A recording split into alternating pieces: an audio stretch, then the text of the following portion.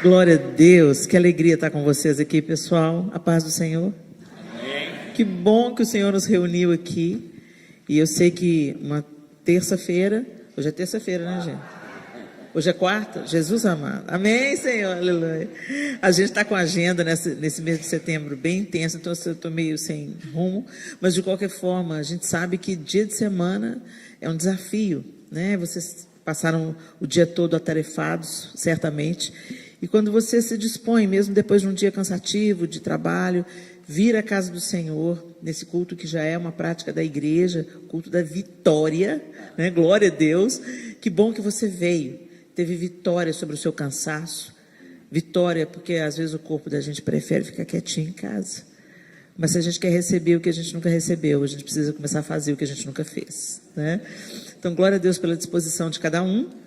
E que o Senhor fale conosco nessa noite. Amém? Nós trazemos um abraço do nosso pastor Márcio Valadão, da Igreja Batista da Lagoinha, em Belo Horizonte.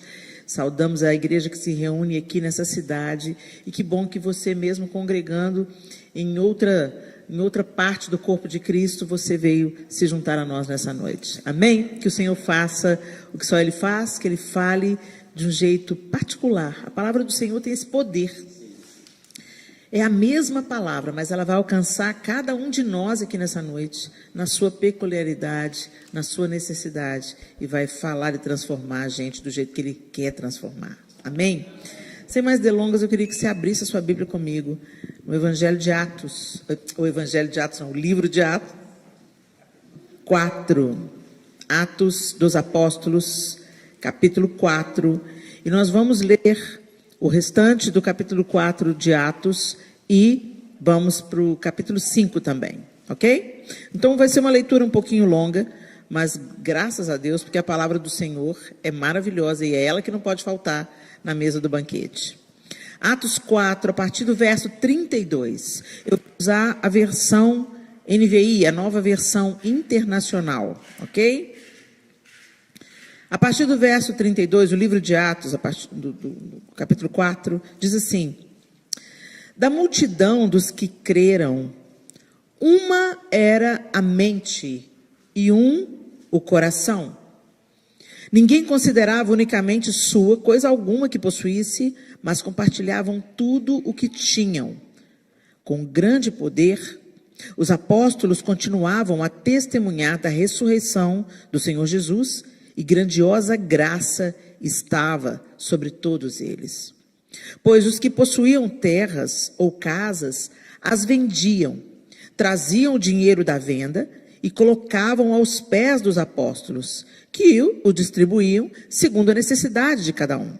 José, um levita de Chipre, a quem os apóstolos deram o nome de Barnabé, que significa encorajador, vendeu um campo que possuía, trouxe o dinheiro e o colocou aos pés dos apóstolos.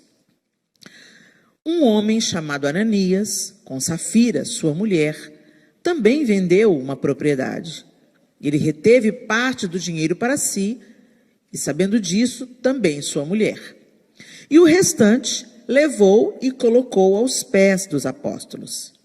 Então perguntou Pedro: Ananias, como você permitiu que Satanás enchesse o seu coração a ponto de você mentir ao Espírito Santo e guardar para você uma parte do dinheiro que recebeu pela propriedade? Ela não pertencia a você? E depois de vendida, o dinheiro não estava em seu poder? O que o levou a pensar em fazer tal coisa? Você não mentiu aos homens, mas sim a Deus. Ouvindo isso, Ananias caiu morto. Grande temor apoderou-se de todos os que ouviram o que tinha acontecido. Então os moços vieram, envolveram seu corpo, levaram-no para fora e o sepultaram. Cerca de 3 horas mais tarde, entrou sua mulher, sem saber o que havia acontecido. Pedro lhe perguntou: diga-me, foi esse o preço que vocês conseguiram pela propriedade? Respondeu ela: sim, foi esse mesmo. Pedro lhe disse: por que vocês entraram em acordo para tentar o Espírito do Senhor? Veja, estão à porta os pés dos que sepultaram o seu marido, e eles a levarão também. naquele mesmo instante, ela caiu morta aos pés dele. Então, os moços entraram e, encontrando-a morta, levaram-na e a sepultaram ao lado de seu marido. E grande temor apoderou-se de toda a igreja e de todos os que ouviram falar desses acontecimentos. Senhor, nós te bendizemos porque a tua palavra é a verdade. E nós te pedimos que o teu Espírito Santo, nessa noite, ilumine a nossa mente, que o nosso coração esteja aberto e receptivo, para que a tua palavra possa nos transformar. E a nossa mente transformada gere novas atitudes, e novas atitudes tragam glória ao teu nome e expansão ao teu reino. Em nome de Jesus. Amém. Quando a gente escuta essa história de Ananias e Safira, e a gente vê essa característica da igreja em Atos, a igreja primitiva estava acabando de nascer, e no capítulo 4 a gente vê a descrição deles sendo revestidos de poder do Espírito Santo. Eles estavam sendo revestidos de poder do alto para testemunharem Jesus. Mas recebereis poder ao descer sobre vós, o capítulo 1 diz, o Espírito Santo, e sereis minhas testemunhas, tanto em Jerusalém como em toda a Judéia e Samaria e até os confins da terra. A igreja estava recebendo a comissão de anunciar, de fazer reverberar a verdade que eles estavam experimentando. O Evangelho de Jesus Cristo estava propondo às pessoas que elas fossem reconciliadas com Deus. Então, vamos dar uma recapitulada naquilo que a gente crê, porque, por incrível que pareça, gente, nos dias de hoje a gente está precisando de cristianizar cristãos. Tem gente que vem para a igreja, saiu, às vezes, do Brasil, e pela carência, pela necessidade de se sentir acolhido ou em família, veio, começou a frequentar uma igreja evangélica, aceitou um convite de salvação, mas não entende plenamente o que aconteceu. Muitas pessoas estão na igreja, elas foram convencidas, mas não convertidas.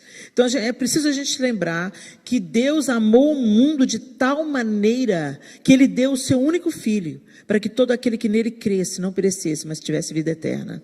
O homem pecou e se distanciou de Deus, e a reverberação da queda nós percebemos até hoje. Se as pessoas vivessem de acordo com o manual de instrução do fabricante, que é a Bíblia, nós não estaríamos vivendo o caos que nós estamos vivendo enquanto raça humana. A gente tem acesso a todo tipo de barbárie, todo tipo de escândalo, todo tipo de perversão, maldade, toda a distorção do coração humano.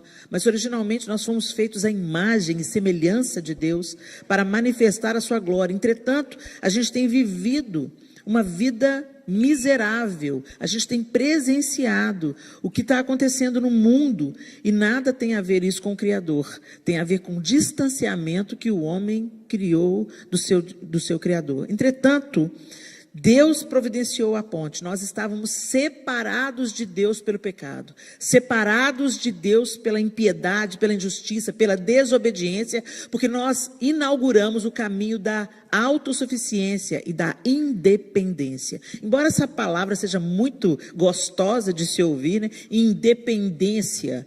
A gente gosta dessa palavra, a gente quer, ninguém me prendendo, eu não me submeto a ninguém, eu não presto contas a ninguém. Mas, gente, isso não é uma verdade. O amor presta contas. O amor é interdependente. Se eu amo meu marido, eu não vivo a vida louca fazendo o que eu quero da vida. Se eu amo os meus filhos, eu não faço o que, vou sair por aí, vou pegar uma mochila, vou sair no mundo e que os meus filhos se danem. Não, gente.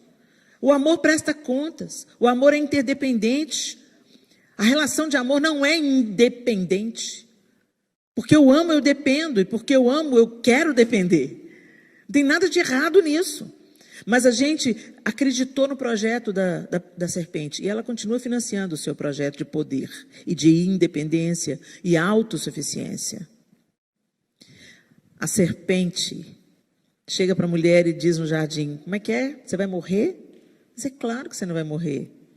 Você vai ser conhecedora do bem e do mal. Você vai ser como Deus. E a gente está tentando ser como Deus até hoje. né? Quando Satanás vem tentar Jesus, ele vem com essa mesma história. Ele usa até a Bíblia para tentar Jesus. Ele usa as escrituras sagradas. E ele diz, está vendo esse mundo? Eu vou te dar todos os reinos desse mundo, se você prostrado me adorar. Então, esse projeto de independência, de autossuficiência, ele continua latente hoje. Mas o convite de Cristo é: volta para o seu Criador. Volta para debaixo do guarda-chuva e da proteção do seu Deus, que te ama genuinamente e que não vai te abusar como Satanás vai te abusar. Satanás propõe independência e esse caminho é um caminho de morte. Há caminhos que ao homem parece ser bom, mas no final são caminhos de morte. E Jesus vem, nos reconecta com Deus Pai e nos convida a um outro caminho, a uma outra maneira de viver, uma outra mentalidade, livres dos nossos, da escravidão dos nossos desejos, livre da escravidão do nosso pecado, livres da nossa autossuficiência e da nossa independência. Parece um paradoxo, né? Livre da independência? Livre da independência, porque essa independência só está deixando a gente na bagaça, gente, vamos falar a verdade.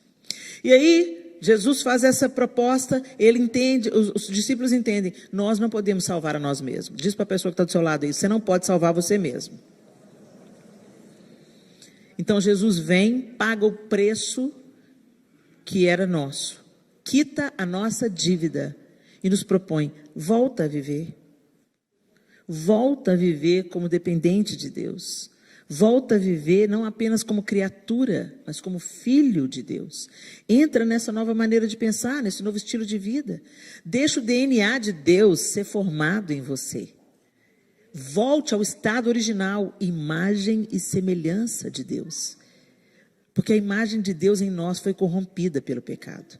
Mas uma vez reconciliados com Ele em Cristo Jesus, a imagem de Jesus vai sendo novamente formada em nós, pelo poder do Espírito Santo, com o qual nós fomos selados. Eu precisava de trazer isso à lembrança de vocês. Então está aí, essa igreja nascente, essa igreja primitiva, começando a dar esses primeiros passos e vivendo de uma outra forma, crendo que Deus tinha uma vida eterna, que o nosso corpo vai ser ressuscitado. A gente fala pouco isso nas nossas mensagens. O nosso corpo não vai ficar na sepultura. A gente não prega isso. Mas a esperança do cristianismo é esse. Nós não vamos ser apenas resgatados no nosso espírito, mas o nosso corpo será vivificado e ressuscitado. Helena, mas o povo que morreu no primeiro século já virou cinza, já virou poeira. Não se esqueçam que o homem foi formado do pó. Formado do pó é a especialidade de Deus. Então não imagina se o corpo foi pulverizado, queimado, destruído, virou pó e misturou com outras coisas. Não interessa. O Deus Criador vai dar uma ordem. E quando essa ordem acontecer, as sepulturas vão ser abertas. Os corpos que morreram no mar serão devolvidos do mar. Os mortos em Cristo ressuscitarão primeiro. E nós seremos arrebatados e nós passaremos um tempo com o Senhor em glória. Mas depois a nova Jerusalém desce do céu e haverão novos céus e nova terra. E o governo que nós esperamos de justiça, de retidão, de igualdade, sairá de Sião. Jesus será o Rei. Uau! Glória a Deus! É isso que a fé cristã prega e acredita. E Jesus ressuscita com uma primazia daqueles que serão ressuscitados. E ele chega para Tomé, que parecia uma coisa absurda. Claro que não existe isso, ressurreição de mortos. Essas mulheres estão viajando na maionese, elas estão tão apegadas àquilo que elas perderam, que elas estão imaginando que Jesus ressuscitou. E Jesus vem... E esse corpo glorificado, gente, eu fico viajando na maionese, vai ser um negócio doido demais, porque dá para tocar, mas atravessa a parede. O que vai ser isso? Nem olhos viram, nem ouvidos ouviram, nem jamais penetrou no coração humano, nem Steven Spielberg com sua criatividade dá para imaginar. O criador de Avatar não conseguiria imaginar, não consegue imaginar o que está nos aguardando. Quando a gente se maravilha com os brinquedos da Disney, com os filmes, com as viagens cinematográficas, a gente não tem nem ideia, porque nem passou pelo coração humano o que Deus tem preparado. E é nisso que a gente tem que ter os nossos olhos, é para lá que a gente está caminhando. É algo tão surreal, gente, que a gente não consegue imaginar, porque eu tenho cá para mim uma coisa, sabe, pastor? Isso não é teologia não, tá, gente? Isso é só uma impressão pessoal. Que o pecado nos reduziu a 10% do cérebro. O ser humano só desfruta e só usa 10% da sua capacidade cerebral. E eu tenho uma impressão no meu espírito que foi o Senhor que reduziu a isso. Porque se nós tivemos todo o nosso potencial debaixo do mal, imagina o que seria. Se com 10% a gente está fazendo o estrago que a gente está fazendo, imagina com 100%. Agora o nosso corpo glorificado vai ter 100%. Vocês já pararam para pensar isso, gente? É doido demais. E eu me empolgo de pensar nisso. E eu tenho saudade do céu. E eu quero experimentar isso. Eu quero ver o governo glorioso do Senhor. Eu não sei como é que vai ser o meu corpo glorificado, mas ele vai ser muito melhor do que esse aqui. Agora, por outro lado, não despreze esse aqui não. E cuide bem dele. Porque o Senhor te comprou por inteiro, corpo, alma e espírito. E quando Jesus vem se apresentar para Tomé, era o mesmo corpo. Ele estava com um aspecto diferente, a ponto dos discípulos não o reconhecerem de imediato. Mas ele fala, põe a tua mão aqui. Era o mesmo corpo. Mas mais tarde, em Apocalipse, Jesus estava glorificado diante de João. E quando João vê Jesus glorificado, o mesmo Jesus que ele caminhou junto, que ele recostou no peito, o mesmo Jesus, João cai como morto. Já pararam para pensar na glória de Jesus? Os seus cabelos são alvos como a neve, os seus olhos como chamas de fogo. Está vestido com um manto de sangue, como diz a música do... Oh, Jesus foi lindo, Jesus. É nisso que nós cremos, é nisso que nós estamos caminhando. E aquela igreja, ela estava tão impactada, ela estava tão desintoxicada, tão bebezinho, nascendo, que ela não estava contaminada como nós estamos hoje, com tantos interesses particulares, tantas correrias, tantas coisas que a gente hoje, principalmente no Ocidente, a gente vive. A igreja do Oriente, ela é a irmã mais velha. Eles estão morrendo por Jesus. Nós não temos nem ideia do que é isso. Eles estão sendo degolados. E se você já viu alguma degola da igreja copta, eles não estão desesperados, é impressionante. Eles não ficam gritando por clemência. É impressionante. Eles estão prontos para morrer. Eles têm um nível de maturidade diferente da nossa. E essa igreja aqui, ela estava nascendo bebê, sem intoxicação, sem influência. E aí a gente vê no capítulo 4, eles tinham tudo em comum. Muito doido isso. Eles identificavam as necessidades naquela comunidade. Espera aí, mas eu tenho mais do que uma casa. Eu tenho a minha casa e tenho outra. Eu tenho um lote, eu tenho um terreno. E o fulano está passando necessidade? Não, ele não pode passar. Então vamos vender. E eles deixavam ali, depositavam aos pés dos apóstolos as suas finanças, aquilo que eles tinham, não para os apóstolos, mas para suprimento de todo mundo que estava necessitando, para que houvesse, nenhum se destacasse mais do que o outro, nenhum fosse mais abençoado que o outro, mas todos eles desfrutassem da bênção do Senhor.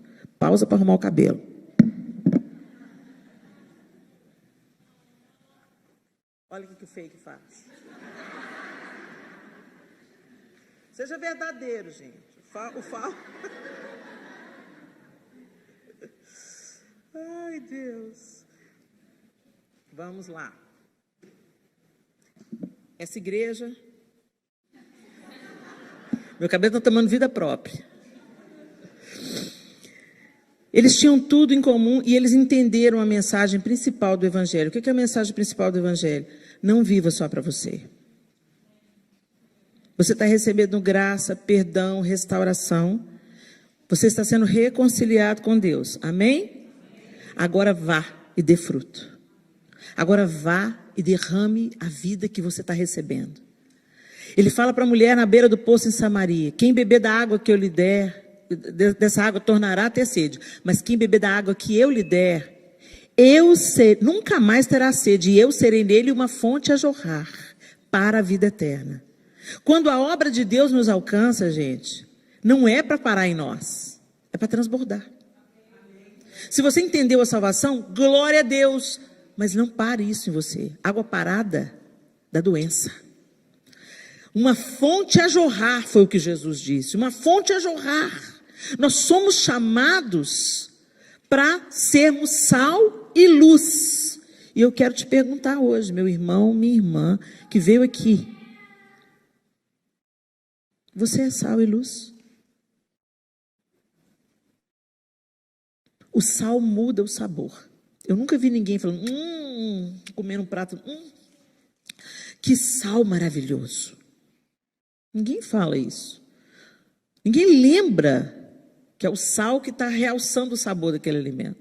Mas tira o sal para ver. Está sem sal. Ou põe sal demais, né? Está salgado. O Senhor nos chamou para ser tempero e para mudar, para acentuar aquilo que é bom, dar sabor. O sal tem o poder de preservar. Na antiguidade, o sal tinha o poder de curar. Ele funcionava como um antisséptico natural. E luz. Se essa sala estivesse na mais absoluta escuridão e eu acendesse um palitinho de fósforo, já não mais seria uma total escuridão. Concordam? E é isso. O Senhor te chamou para ser um palitinho de fósforo que seja. Mas lembre-se, um palitinho de fósforo, uma faísca, pode colocar em chamas um prédio inteiro. Será que a gente está sendo sal e luz? Será que a gente está quebrando a escuridão do mundo que nós estamos vivendo? Ou será que a gente também está se tornando escuro, assombreado? Será que as trevas estão sendo quebradas pela luz de Jesus em nós, ou a gente não está fazendo diferença nenhuma? E por que eu estou fazendo essa pergunta, gente? Porque nos dizem que a gente está vivendo, a igreja muitas vezes está sendo encarada como um supermercado. Eu venho nessa igreja, porque essa igreja, por que você veio nessa igreja? Porque tem uma palavra boa. O que mais você vê nessa igreja? Eu vim porque o louvor é ótimo. Nossa, as meninas são tão afinadas, a qualidade do som, agradável aos ouvidos. Que mais? Eles fazem um bazar anual, é muito divertido. E tem a festa, e sempre tem um visitante. Que bom, que bacana. Na verdade, quando você vai ver no seu interesse, por que você frequenta uma igreja, você está pensando só sobre o seu bem-estar. Como você se sente, o que você recebe. Mas isso é só parte. Porque você precisa de ser parte da igreja. Essa é a comunidade onde eu me reúno para a glória de Deus, onde eu me reúno para contribuir com aquilo que Deus colocou na minha mão, meu tempo, meu talento, minha vocação, meu dinheiro. Eu faço parte de um projeto maior do que eu mesmo. Eu faço parte do reino de Deus. Então nós investimos em missões. Não, eu faço parte dessa igreja porque essa igreja é uma igreja missionária. Essa igreja tem visão de sustentar missionário no campo. Não, eu faço parte dessa igreja porque ela está fazendo uma revolução aqui na região. Ela faz diferença para as pessoas que estão ao redor dela e não conhecem a Cristo. Não, eu faço parte dessa igreja porque ela tem um mutirão, sabe? Ela visita pessoas que estão acamadas e elas cuidam daquelas pessoas que estão acamadas e não podem cuidar do próprio jardim. Não, essa igreja, ou seja, gente, eu faço parte de algo maior do que eu mesmo. E muitas vezes a gente só se utiliza da igreja. Esse louvor não está bom, não. Louvor não é para você não, querido. Louvor é para a glória de Deus. Não gosto dessa música. Não gosto desse negócio do pastor falar assim, olha para o irmão que está do seu lado. Detesto. Não, vou em outra igreja. Não, essa igreja aqui, não, tem parede branca? Não, eu quero a igreja da parede preta. Gente, e quando a gente pensa na sutileza, sabe? Não vou frequentar a igreja não. Sabe? Não, igreja não, tem muita gente hipócrita. Vou assistir de casa. Você é tão espiritual, tão espiritual, tão espiritual, que você não cabe em igreja nenhuma. Cuidado, querido, você está sendo muito enganado. Todos nós somos imperfeitos e nenhum de nós é tão bom sozinho quanto nós somos juntos. Nós precisamos uns dos outros. Jesus não chamou um para seguir, chamou 12. E Pedro, que negou, estava junto, e Judas, que traiu, estava junto. Então, na igreja do Senhor vai ter de tudo, é igual a Arca de Noé. Porque tem pombinho e tem jararaca. Tem de tudo. Agora, quem separa joio de trigo é o Senhor. E pode crer, Ele é melhor do que Noé. Ele sabe manter a bombinha sem ser engolida pelo leão. Está tudo certo. Agora, naquele grande dia, Ele vai fazer separação entre o joio e o trigo. Quando a gente vê Barnabé, o homem chamado de encorajador, também chamado de José das Consolações. Barnabé é um homem bom, um homem piedoso. Essa palavra tem me chamado muita atenção. Piedoso. Eu amo quando eu escuto falar das mulheres da Reforma, que é muito comum elas serem elogiadas dessa forma. Ela era uma mulher piedosa. A gente está muito preocupado, né, mulheres, em ser uma mulher formosa.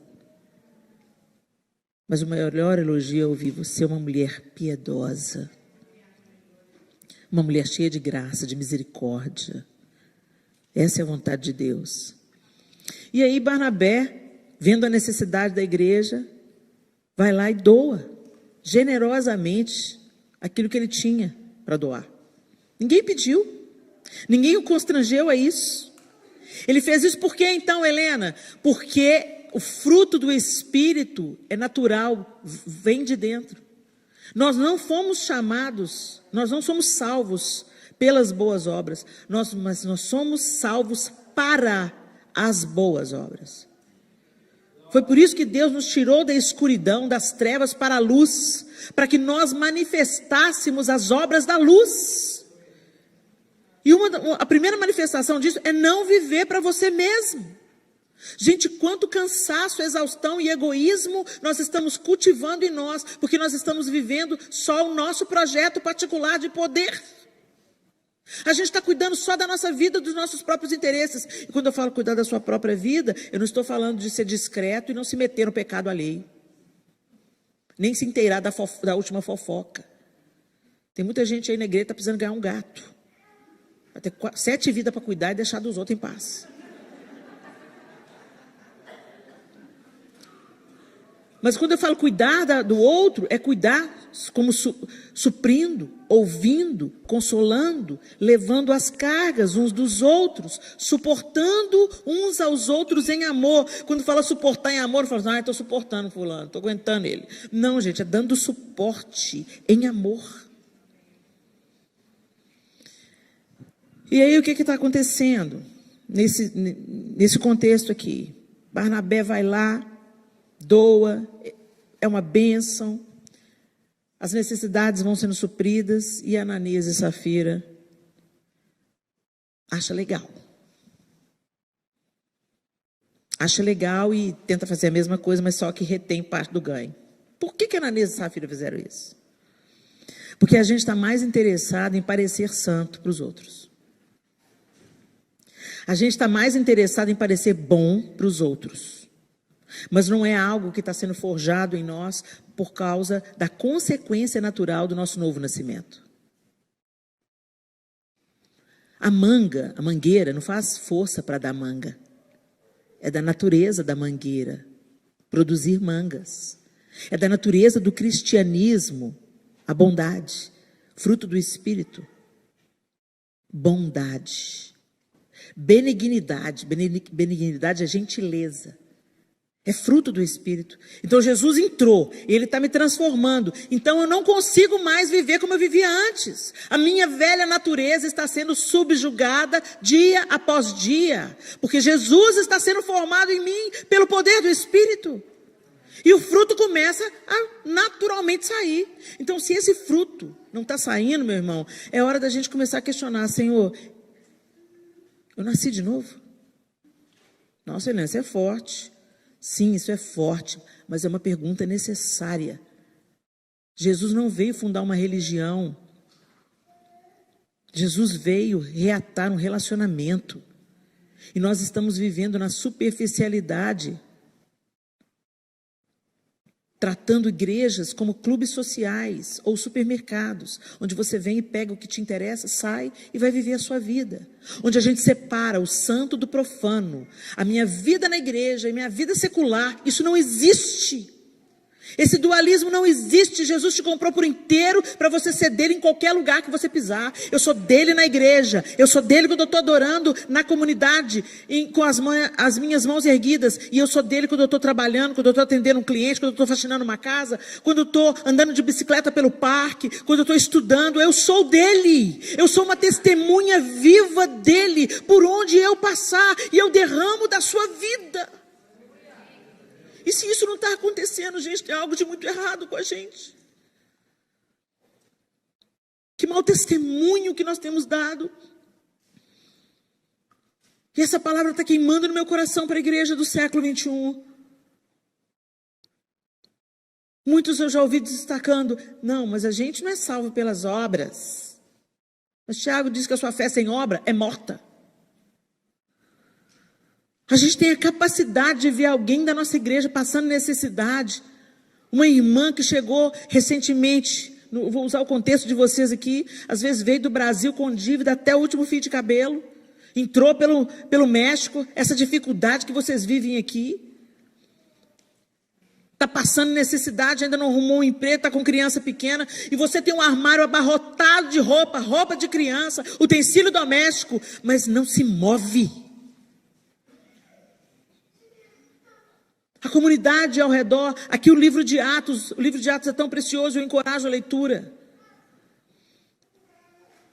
A Bíblia, o livro diz para a gente, conta para a gente, que a igreja que estava acabando de nascer, contava com a simpatia de todo o povo.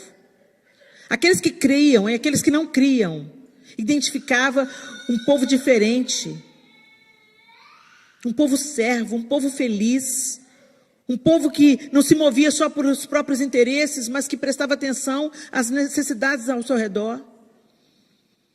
E à medida que eles se comportavam assim, o Senhor ia lhes acrescentando aqueles que haveriam de ser salvos. Como é que nós estamos vivendo nossa cristandade, meus queridos? Será que você está vivendo uma fé egoísta, uma fé autocentrada? Ou quando você faz alguma coisa boa, é para postar no Instagram? Mais ou menos é isso que está acontecendo aqui. Ananias e Safira acharam bacana o que Barnabé fez, quiseram ficar bem na fita também. Falaram, olha como nós somos misericordiosos, olha como é que nós somos generosos. Como não tinha Instagram, eles entregaram para os apóstolos suas doações, aos pés dos apóstolos, para todo mundo ver. Mas Pedro tem o Espírito de Deus, né? E Pedro tinha o Espírito de Deus, olhou para eles e falou assim, está tudo aqui? Se ele falasse assim, não está não, eu estou com parte porque eu preciso do dinheiro. Tudo bem. Como o próprio apóstolo Pedro falou, escuta, o dinheiro é seu, o lote é seu, ninguém aqui está te pedindo não. Mas a partir do momento que você propôs no seu coração dar, por que você vem e fala, eu estou dando tudo, quando você não está dando tudo? Você está mentindo? É para o Espírito de Deus, você não está mentindo para mim. Você não está mentindo para os homens. O que nós temos colocado aos pés do Senhor? E o que nós temos omitido dele? Aqui especificamente, estava falando de valores monetários. Mas quantas bênçãos nós recebemos de Deus, que nós podemos compartilhar, mas nós sonegamos. Tempo. Tem gente que não tiraria a própria vida, se tivesse alguém para ouvir.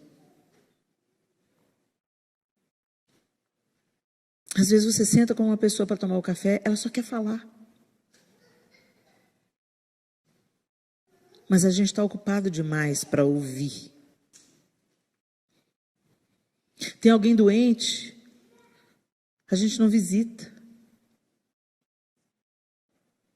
Alguém está sofrendo um luto, Todo mundo se move na primeira semana, na segunda semana, na terceira semana. Daqui a pouco todo mundo toma o rumo da vida. E o auge do luto é entre o terceiro e o quarto mês. Mas a gente retoma a vida. Mas quando tem um acontecimento, um bazar beneficente, a gente gosta. Quando a gente vai entregar o sopão, não sei se vocês fazem isso aqui, mas no Brasil se faz muito. Vão levar o sopão para debaixo da ponte. Aí todo mundo posta.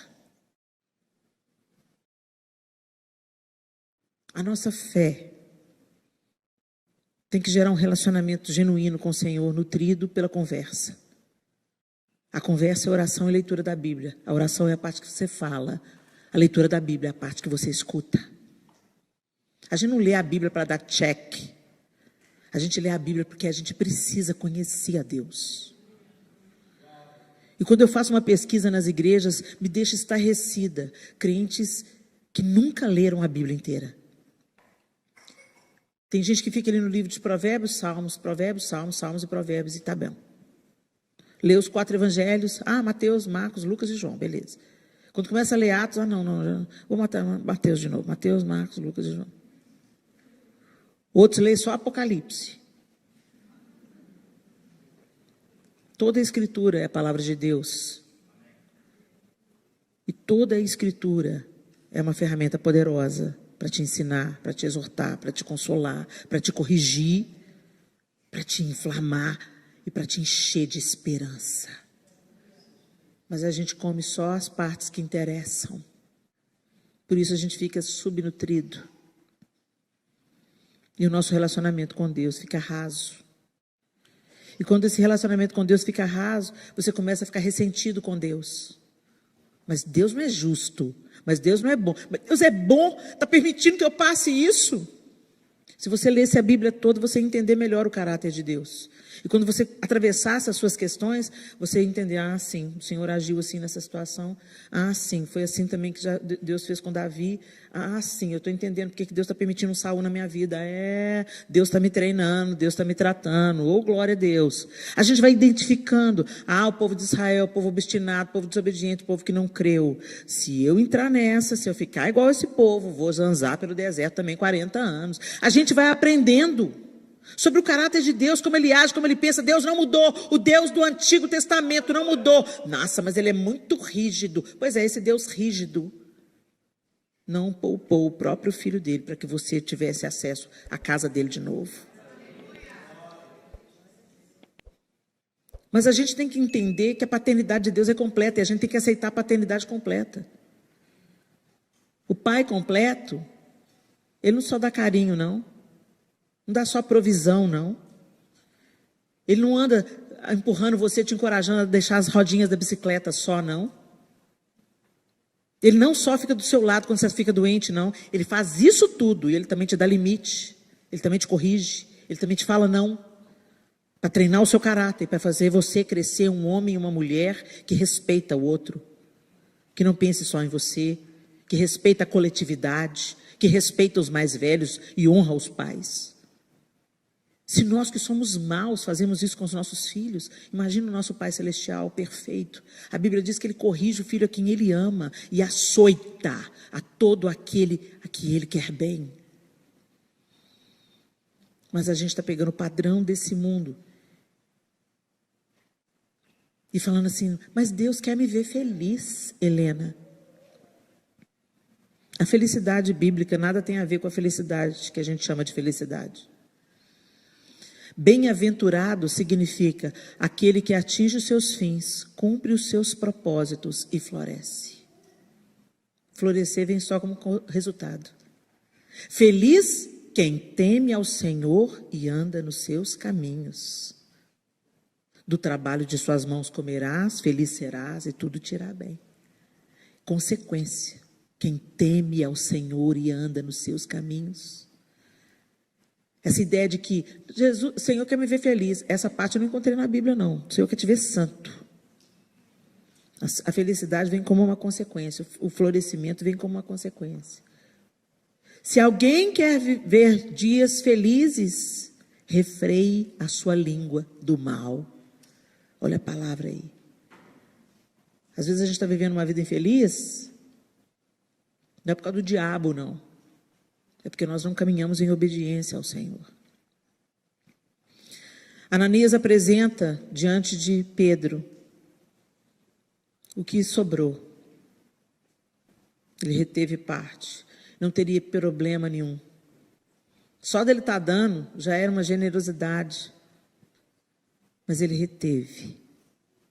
E falou que estava dando tudo. Quantas vezes a gente faz isso no nosso relacionamento com Deus? Pois é, Helena, mas ninguém mais morre hoje, igual caíram lá, esticado no chão. Não se engane. A gente não cai esticado no chão hoje, mas fica prostrado espiritualmente. Tem um tanto de gente que não voltou para a igreja depois da pandemia. Desviou, escandalizou, se acomodou. Você acha que foi por causa da pandemia? Não. A crise só traz à tona o que está escondido sob dias felizes. Sabe aquela dor de cabeça que você tem quando você faz jejum? Sabe o mau humor que você fica quando você faz jejum? Conversa comigo não! Estou fazendo jejum. Você é raivosa. O jejum só revelou. Por quê? Porque você tirou aquilo que mantém você calma. Comida. Come, você fica calma. TPM? Chocolate. Estou nervosa? Compra. Só vai tamponando. O Senhor não quer tamponar nada, gente. O Senhor quer nos libertar para que a gente viva uma vida abundante, livre dos percalços e firmes nos dias difíceis. Ninguém é feliz o tempo inteiro, não. Jesus não falou que a gente ia ser feliz o tempo inteiro, não. Ele falou, no mundo tereis aflições, mas tenham de bom ânimo. Eu venci. Se eu venci na roupa de vocês, na carne de vocês, vocês também vão vencer. As pessoas não querem viver crises. Eu quero ser feliz. E por causa disso, estão caindo fora.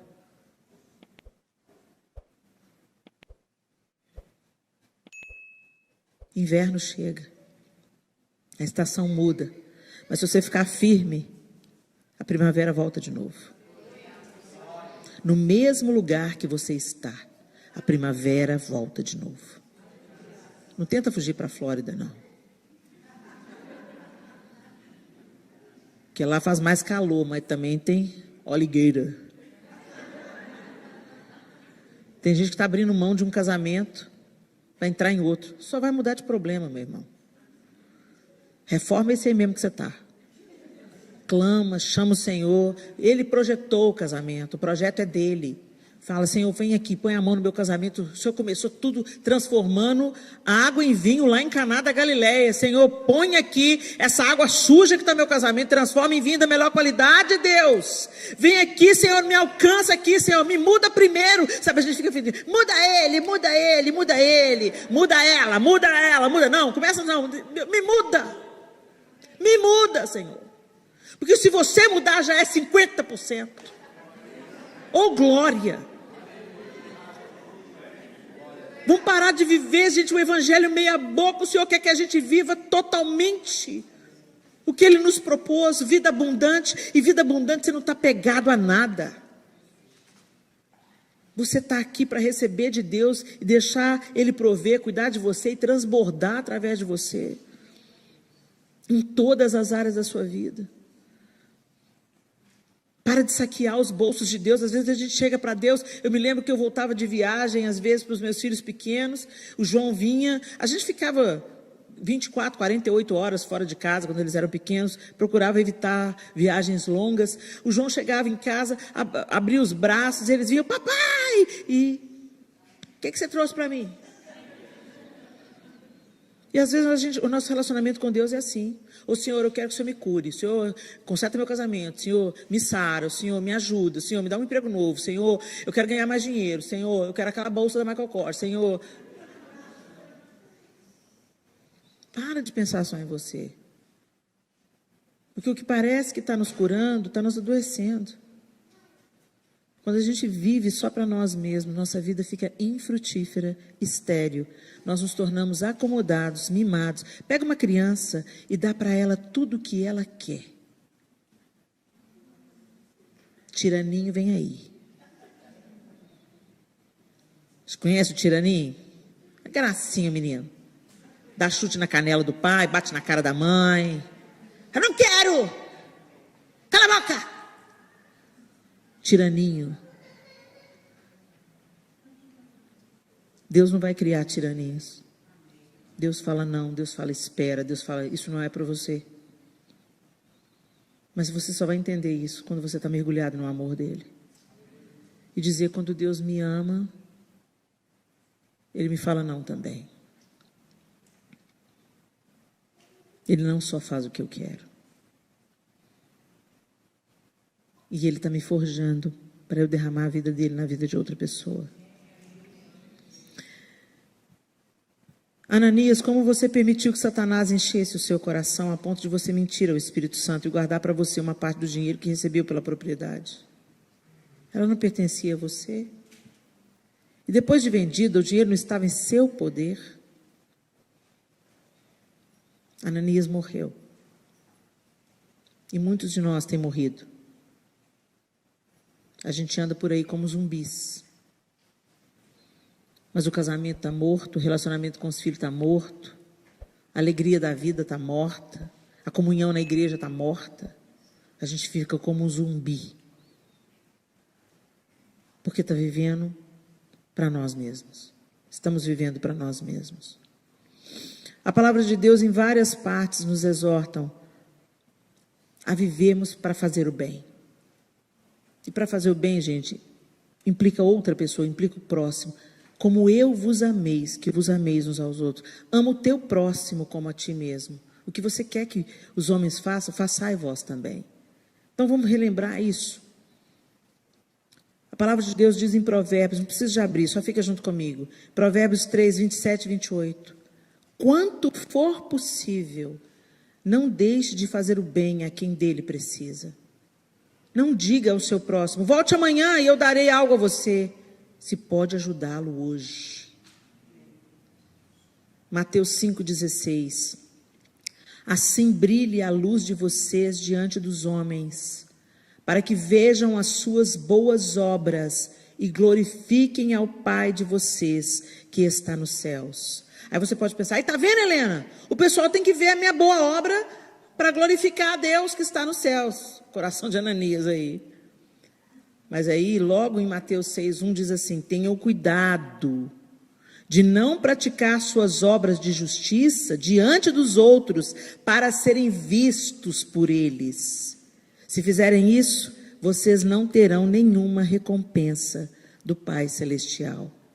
Quantas coisas a gente tem praticado para ficar bem na fita, para parecer superior ao outro, para parecer piedoso diante dos olhos das pessoas.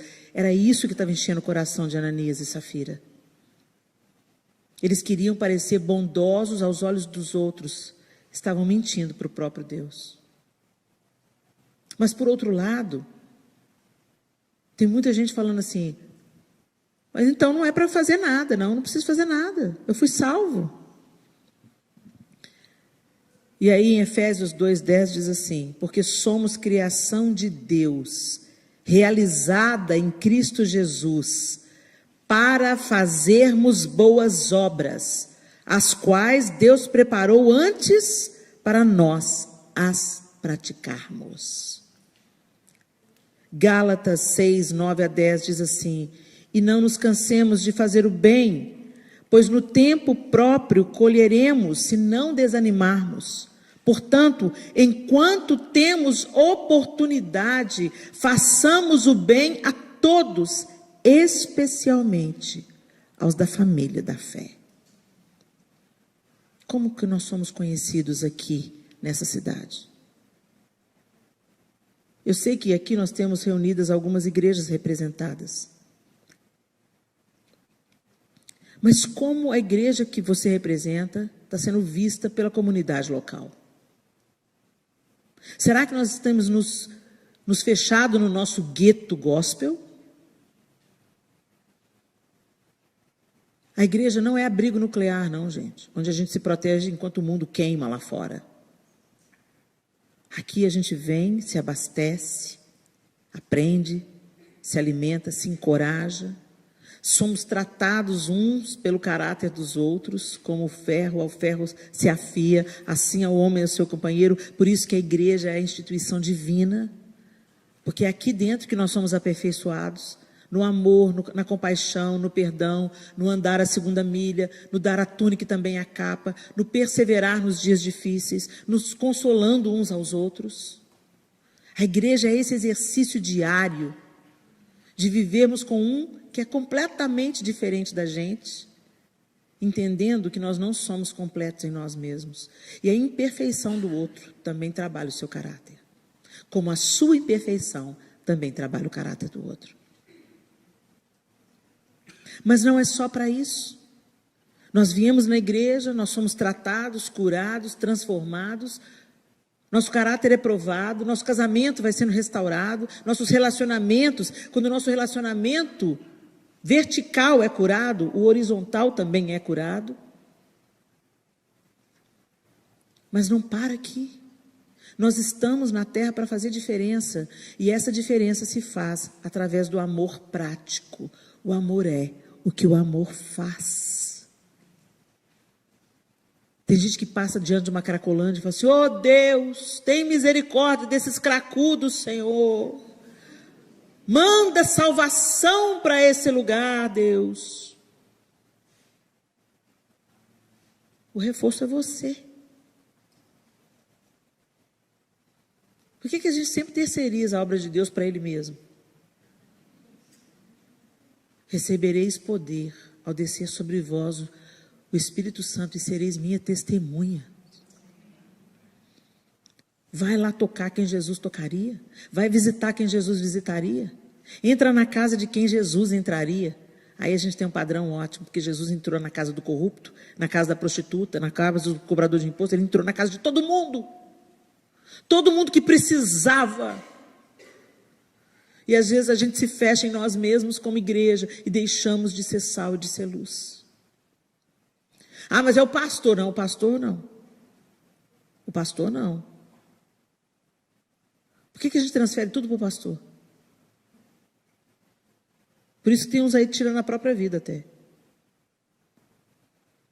Você vê uma pessoa entrando por aquela porta, vê que ela entrou, nunca esteve na igreja, está com o semblante caído, observa, você enxerga isso, e você fica observando, quem é que vai chegar perto? Cadê os introdutores? Cadê o diácono? Que luta, a pessoa entrou na igreja, ninguém veio receber. Oh, meu Deus.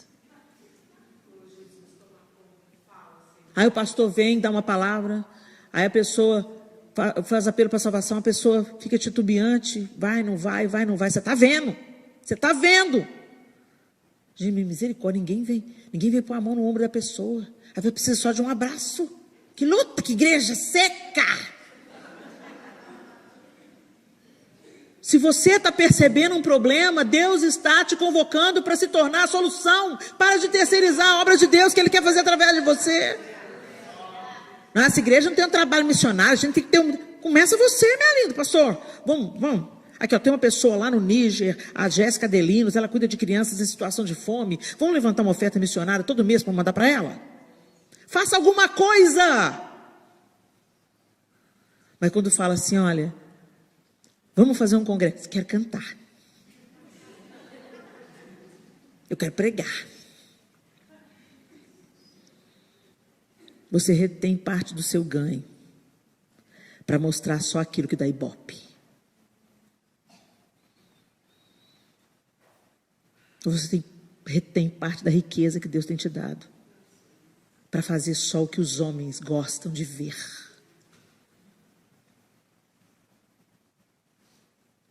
A gente precisa de perceber mais as pessoas ao nosso redor.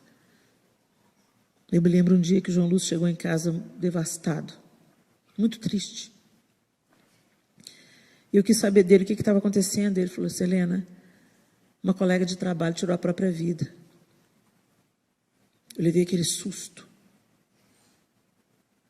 Disse, misericórdia, João. Eu estou chocado, Helena. Porque ninguém percebia que ela tinha problema. Ela era uma pessoa quieta, calada, mais na dela, mas Ninguém imaginaria ela tirar a própria vida. Mas, gente, nós temos o Espírito Santo. E a grande dor do João foi: por que eu não percebi? Como que eu não notei? O diabo não quer te levar para o pecado, não. Ele quer te manter indiferente. Ele quer te manter dentro da igreja, alheio ao que Deus quer fazer através de você. Omisso, opaco, egoísta e autocentrado. Deus me abençoa, Deus me dá, Deus faz para mim, enquanto Deus já te deu tudo. Deus te deu saúde, Deus te deu vida. Você acordou hoje, porque Deus ainda tem um propósito. Ele te dá fôlego de vida todo dia. Apesar de todos os perrengues que você pode estar passando, você está aqui hoje ouvindo o que Deus quer falar com você. Você deve ter tomado um banho, deve ter uma casa para voltar, deve ter feito algum lanche que fosse. E se nós não temos uma casa para voltar, ou se a gente não tem um lanche, a gente deveria ter a liberdade de chegar perto de um irmão e falar assim: não tenho nada que comer hoje. Você pode me abençoar? Não deveria ser constrangedor, mas é. Por que é? Porque a gente não tem o cheiro de Jesus em nós, gente. Porque Jesus era o seguinte: ele chegava, o povo juntava nele. Todo mundo que tinha necessidade ia em Jesus. Ô Jesus, me ajuda, ô Jesus, me dá pão, ô Jesus, cura o meu, ô Jesus. E ele não dispensava ninguém de mão vazia. E ele não tinha nada. Pedro e João entenderam: eu não tenho prata e nem ouro, mas o que eu tenho eu te dou. Em nome de Cristo Jesus, levanta e anda. O poder de Deus não mudou, gente. Nós mudamos, nós nos corrompemos. Nós colocamos Mamon como nosso Deus. Nós temos tempo para tudo, menos para buscar mais a presença de Deus. O Senhor tem compaixão de nós. Eu não vim trazer para vocês peso, mas eu vim trazer despertamento. Sabe por quê? Porque o lugar onde a gente encontra a tal plenitude que a gente persegue tanto, não é na bolsa, não é na roupa, não é no carro que a gente dirige, é no serviço. É no ser a resposta para alguém que está fazendo a pergunta. Ser o abraço para o solitário. Ser o pão para o faminto. Levar solução para o necessitado. Nós existimos para isso. Nós estamos aqui na terra para isso.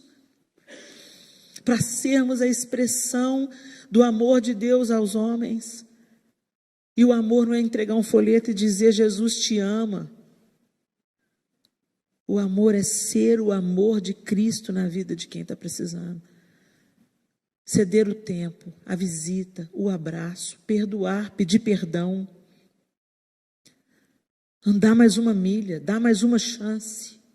Buscar a reconciliação. Compartilhar o que temos recebido. Nós temos tanto, mas retemos tudo. Pensamos só nos nossos preferidos. Pensamos só nas nossas familiares. E, enquanto tem gente da família da fé passando a míngua. Aqui e no mundo. Aqui, com a graça de Deus, nós estamos num ambiente onde muitas oportunidades de trabalho, de ir lá conquistar. A vida de vocês não é fácil aqui, eu sei. Mas tem oportunidades. Tem lugares que as pessoas não têm o que comer. Não têm o que comer. Eu citei a Jéssica Adelinos aqui, da ONG Love Hills. Se você quiser, depois segue no Instagram. ONG Love Hills. A Jéssica foi para o Níger, um dos países mais miseráveis do mundo, onde todo dia ela corre o risco de ser morta, porque tem extremistas religiosos. O simples fato dela ser branca, ela pode morrer. E ela cuida de crianças que chegam em estado de extrema desnutrição. Os meninos de 2 anos de idade chegam com o tamanho de um bebê de 8 meses. Como eles precisam de ajuda, eles precisam de alimento, eles precisam de estrutura. Tanta gente que está derramando a vida, você não pode ir com seus pés, mas você pode ir com seu dinheiro. Você pode ir enviando doações. Às vezes é no Níger, às vezes é do lado da sua casa. Do lado da minha casa, lá não falta pão não, mas às vezes falta ouvido, falta carinho, falta abraço, falta compaixão, falta esperança. Que a igreja do Senhor nessa cidade se levante como tocha acesa, nesses dias tão escuros. Que seja como uma árvore frondosa, onde os aleijados, os famintos, os desesperados venham se abrigar. E onde cada membro tenha consciência de que é corpo de Cristo. Se alguém entra pela porta, você viu, vai lá e ajuda. Se alguém está desempregado, você sabe, vai lá. Deixa a sua cesta anônima lá na porta do desempregado. As pessoas não precisam saber. Uma hora ou outra, Deus vai deixar quem precisa saber, saber. Você não precisa de anunciar a sua trombeta. Deus toca a trombeta. Deixa que Deus fale, Deus mostre o que Ele quer mostrar. Mas o céu tem que assistir e o inferno também. Para de transferir responsabilidade para a liderança, ao diácono, ao pastor. Graças a Deus por esses homens que Deus levantou para pastorear o rebanho, para cuidar do rebanho de Deus.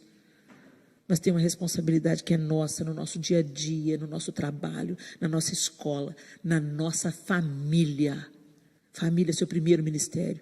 Às vezes tem um filho faminto, faminto de atenção, faminto de afeto. Mas a gente não percebe porque está vivendo muito centrado no nosso trabalho, no nosso negócio, no nosso ministério. E no final de tudo, a gente quer ser notado como Ananias e Safira, que terminaram mortos. Que você não retenha nada. Que você se dê como Barnabé. A gente vê ele aqui depositando seu dinheiro, depois a gente vê ele se juntando a Paulo e percorrendo tantas cidades para anunciar o Evangelho. Dê a sua vida, dê o seu tempo, dê o seu amor. Faça com os outros o que você gostaria de receber. Que o Senhor abra os nossos olhos, os nossos ouvidos, nos liberte do egoísmo, da egolatria. Nessa cultura que nós vivemos, ocidental, nós caminhamos motivados pelas nossas conquistas pessoais. Que você seja motivado para viver uma vida que glorifique a Deus, sem reter nada, deixando tudo aos pés do Senhor, tudo aquilo que Ele tem te dado. E nada vai te faltar, porque o Senhor cuida de nós. Você dá tempo, sempre vai ter alguém para ter tempo para você. Você dá ouvido, no seu dia mal, alguém vai te ouvir. O que a gente planta, a gente colhe. Feche os seus olhos. E eu queria que você fizesse uma autoanálise e uma autorreflexão de como você está vivendo a sua vida cristã. Não só aqui na igreja, porque a gente servir na igreja é uma coisa quase que automática, né? A gente se sente inclinado a isso. É tão gostoso. E de uma certa forma, dá um certo status, né, gente? Você canta, você toca, você organiza, você lidera. Quem é você no seu trabalho? Quem é você na sua casa? Ser uma bênção na igreja é fácil.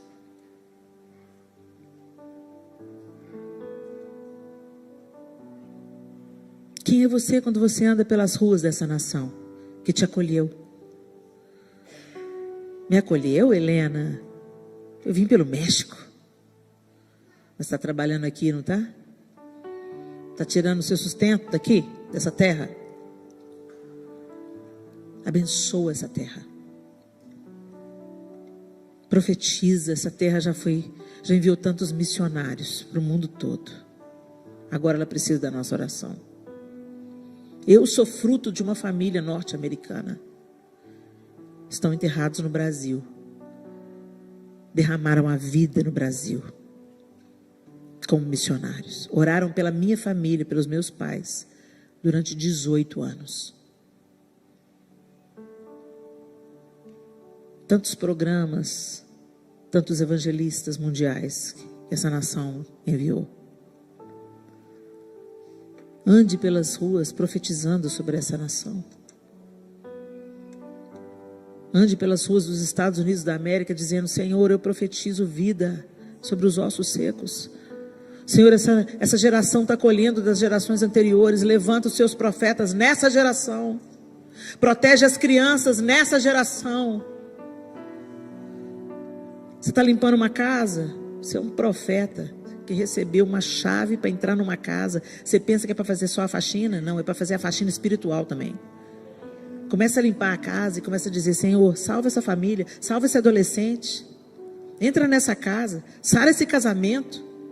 Faz a sua obra aqui, Senhor. Seja um agente da luz. Seja sal. A nossa alegria genuína flui do cumprimento do nosso propósito. Por isso que tantos de nós estão entristecidos, endurecidos, insatisfeitos, críticos. Porque a gente está vivendo, no fundo, é para a nossa própria glória. Mortos como Ananias e Safira. Dê espaço para o fruto do Espírito vir para fora. E você ser um Barnabé. Deus, nós te louvamos nessa noite bendita. Obrigada, Jesus, pela tua obra de redenção. Onde nós estaríamos se não fosse o Senhor? Jesus, nós não queremos te amar só com os nossos lábios. Nós queremos ter o nosso coração totalmente nas tuas mãos, inclinados pelo teu amor. Um amor prático, um amor que faz, um amor que não só nega parte. Um amor que se dá por inteiro. Nós não queremos fazer para trazer glória para o nosso próprio gesto, para o nosso próprio nome. Mas queremos fazer porque é impossível não reagir a esse amor. Queremos fazer como um fruto natural daquilo que o Senhor está fazendo em nós. Trabalhe em cada coração aqui.